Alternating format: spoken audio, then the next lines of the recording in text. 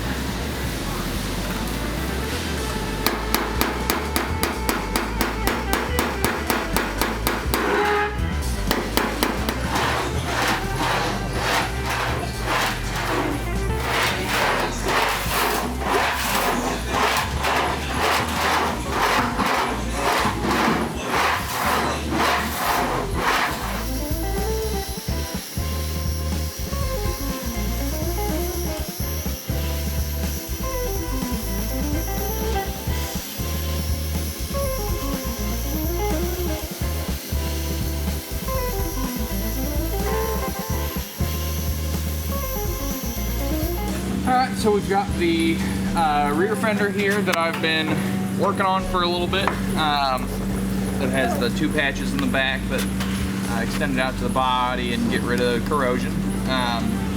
Have all that welded in, hammer and dollied and English wheeled for the most part. It looks a lot more rough than it actually is just because I've got this blue dye on it. I'm doing the majority of the big stuff right now by hand, but this is really pretty close to being fill primable as it is. But I'll work out some more of this stuff just from the damage that was there before and bringing all that smooth. This area got stretched a little more than it needed to be, so a good amount of this is from my stud gun over there shrinking it down to get it back to shape, just right. But yeah, just working through it slowly and using the die and the file to show where my lows are and working them up with the hammer and dolly, and just a little fine tuning stuff, getting it pretty, getting it ready for primer and get on the car. Move on to the next one, which won't need nearly as much work. Alright, so we're back here at the right rear fender for the Chevy. Done a lot of work back here. Well, not a lot of work, but done a good amount of volume of work. It's all super close. Have some more fine tuning to do back there. I've been working my way up, just so we can get it to a quality that we want it, so we can get it into primer and get that rolling. But went back on this section once again because I felt some little weirdness that I couldn't really tell what was going on with my hand, just by the feel of it. That'll come with time. But anyway, I'm kind of combining a couple little tips and tricks that I've learned from some more experienced gentlemen over the past couple of years.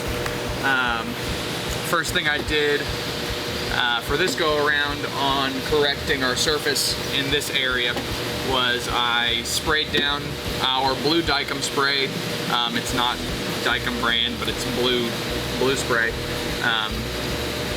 Same stuff. And then instead of using a file or a block and sandpaper to highlight my highs and show the lows, I used a rippled shrinking disc. So what that did was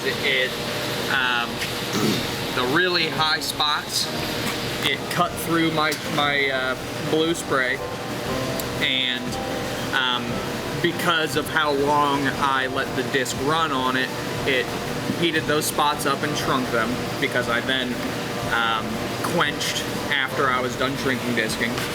And another thing that happened because of shrinking disking on top of the die was it made different shades, and the shades will tell you a couple different things.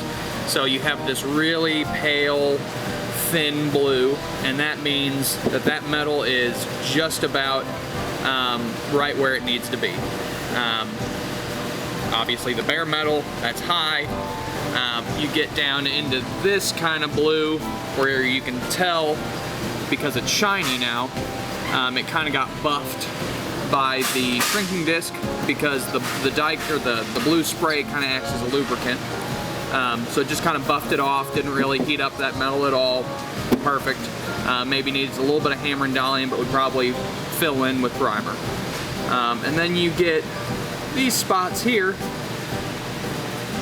where, and I've already hammered and dollied on my super low spots, so they're a little more shiny than they would be fresh after the disc, but they are still kind of a pale blue, still has the aerosol finish to it. So those are the very low spots. Now these aren't very low because I could hardly feel them with my hand, but you know, it's also experience. I've been doing this for 70 years, so.